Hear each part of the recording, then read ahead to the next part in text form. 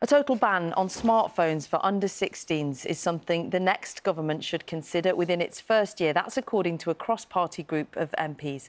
The Education Select Committee says children's mental and physical health is being harmed by the amount of time they spend using technology, which it's found has increased significantly in recent years.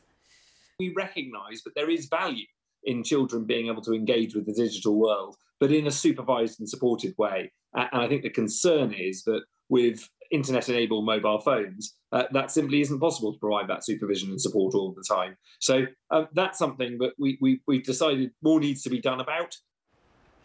Applying makeup, eating fast food and even using a laptop. These are just some of the activities drivers have been filmed doing while on the motorway.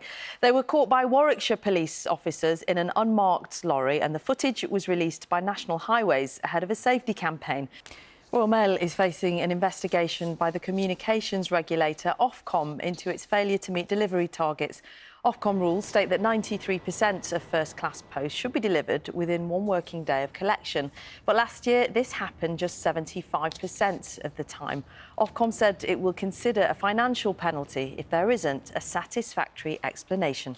One other story for you. A plant that went extinct in the wild has been reintroduced to the UK mainland. So this is rosy saxifrage, great name, last seen in the mountains of North Wales in 1962, having been killed off by collectors, grazing animals and a changing habitat. But a cutting was saved by a teacher who then grew it in his garden, and now the plant has been replanted in a secret location in Eryri, also known as Snowdonia. Rosy saxifrage.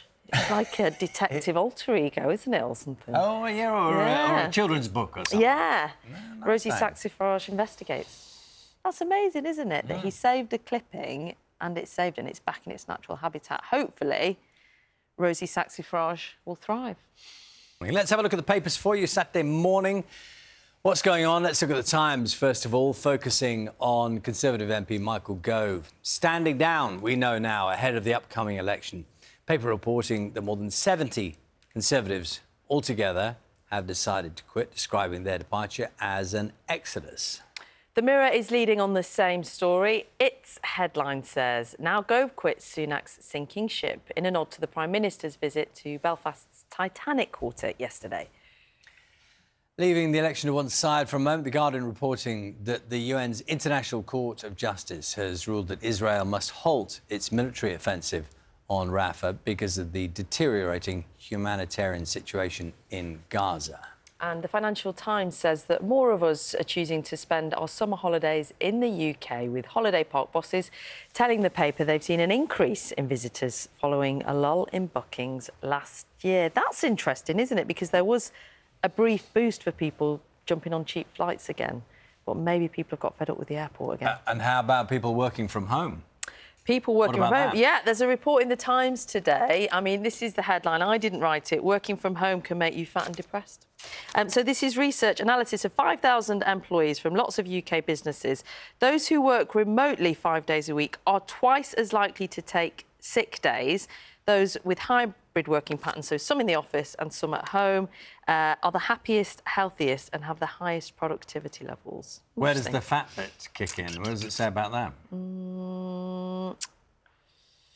Doesn't give detail on the weight gain. Oh, OK. But I suppose 87% of those working from home had at least one musculoskeletal condition, compared with 80% of hybrid workers. Presumably you're sitting down the same amount of time, but you don't have the commute, which is exercise of Yeah, sorts. commute keeps you active, doesn't it? Or Depends if you can just do, drive. yeah.